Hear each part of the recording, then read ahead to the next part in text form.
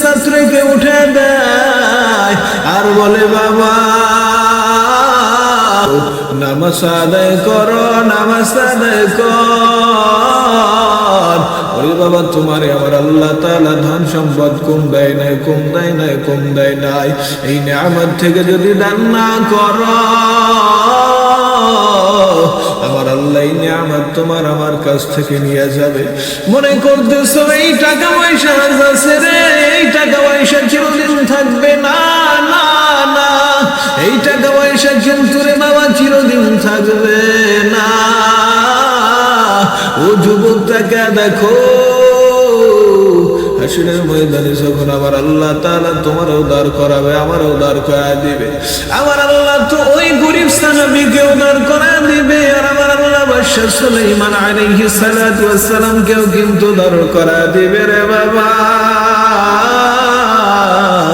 আমার আল্লাহ কিন্তু বাদশা সুলাইমানকে দাঁড় করায় দিবে ওই গরিব সাহাবী।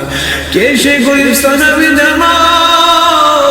পয়গম্বর আরবি সাল্লাল্লাহু আলাইহি ওয়াসাল্লামের কাছে সাহাবায়ে কেরাম বিচার দায়ের করছে, ও নবী আমার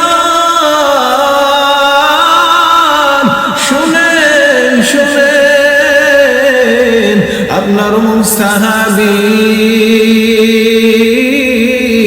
নামাজ আদায় করার পর এই মসজিদে বসে না, আপনার সাহাবী নামাজ আদায় করার পর এখান থেকে উঠে তারপরে চলে যায়।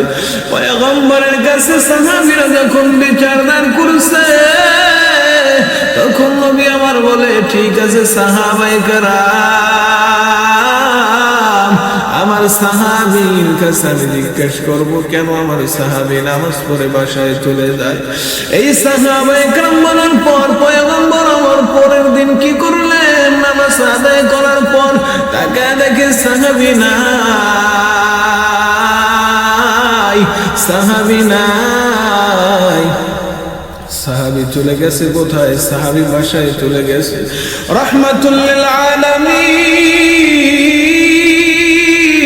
চলে গেলেন সাহাবীর বাসায় গিয়ে সাহাবীকে ডাক দেয়, আসসালামু আলাইকুম ইয়া আহলাল বাইত, আসসালামু আলাইকুম ওয়া রাহমাতুল্লাহ বলে কথা বলতেছে। পয়গম্বর আমার একবার দুইবার তিনবার সালাম দেয়, দিতে দিতে না না না, ভিতর থেকে কোনো আওয়াজ আসে না। যখন ভিতর থেকে কোনো আওয়াজ আসে না নবী আবার তিনবার সালাম দিয়ে ওখান থেকে আবার বিদায় নেয়। বিদায় নেওয়ার পর সাহাবী বিবিকে ডাক দিয়েছে, ও প্রাণের বিবি আমার, তাড়াতাড়ি কাপড়টা খুলে দাও, তাড়াতাড়ি আমার নবী আমার বাসায় আসছিল রে বিবি, তাড়াতাড়ি কাপড়টা খুলে দাও, আমার নবীর কাছে চলে যাব। আমার নবী আমার দরওয়াজায় আসার পর আমার নবী কত কষ্ট করে আমার জন্য অপেক্ষা করে চলে যায়।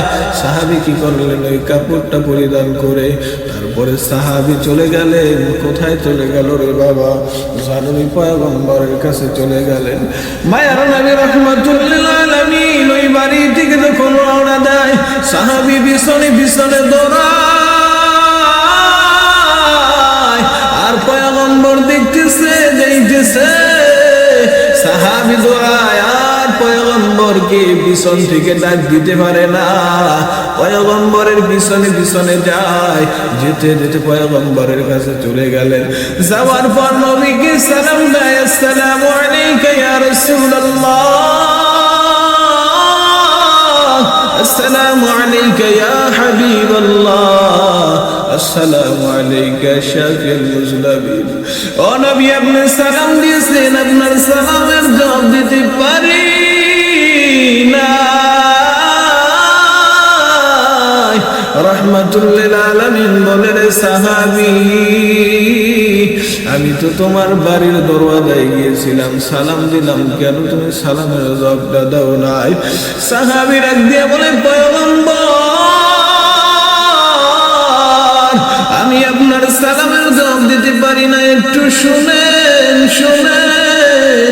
কেন আপনার সালামের জবাব আমি দিতে পারি না? রাহমাতুল লিল আলামিনকে সাহাবী বললেন, ও পয়গম্বর, আমার ঘরে দুটো কাপড় নাই, আমার ঘরে পয়গম্বর একটা কাপড়, ওই কাপড়টা আমি এবং আমি আর আমার বিবি দুইজনে পরিধান করি। ও নবী, ওই একটা কাপড় পরিধান করে আমি যখন দেখি নামাজের সময় হয়ে গেছে, আমার বিবিকে ঘরের ভিতরে সুন্দর একটা গর্ত আছে, ওই গর্তের ভিতরে আমার বিবিটাকে কি করি, ওই গর্তের ভিতরে রেখে আমি এই কাপড়টা পরিধান করে পয়গম্বর মসজিদে যাই।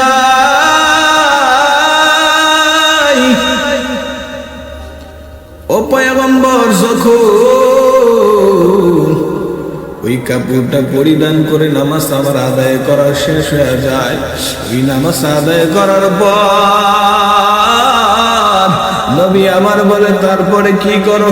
ওই কাপড়টা আবার আমি তাড়াতাড়ি বাসায় চলে আসি। আসার পর আমার বিবিকে বলি, এ প্রাণীর বিবি, নাও তাড়াতাড়ি কাপড়টা পরিধান করে নামাজ আদায় করে না। ও নবী, আমরা এমন অবস্থায় কাটাইতেছে জিন্দেগি। আমার নবী ডাক দিয়ে বলে, ও সাহাবায়ে কেরাম শুনো, আমার আল্লাহ তাআলা যদি তোমরা জান্নাতি ব্যক্তি দেখতে চাও, এই ব্যক্তির দিকে তাকাও, এই ব্যক্তির দিকে তাকাও, এই ব্যক্তির দিকে তাকাও। পয়গম্বর আমার বলো, সাহাবী, তোর জন্য আমি আল্লাহর দরবারে কি দোয়া করব বল? তোর জন্য আমার রবের দরবারে কি দোয়া করব বল?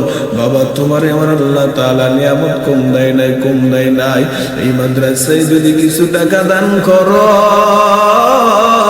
এই মাদ্রাসায় যদি কিছু টাকা দান করো, আমার আল্লাহ তাআলা কিন্তু তোমার আমার দানের ভিতরে বারাকাত দান করবে।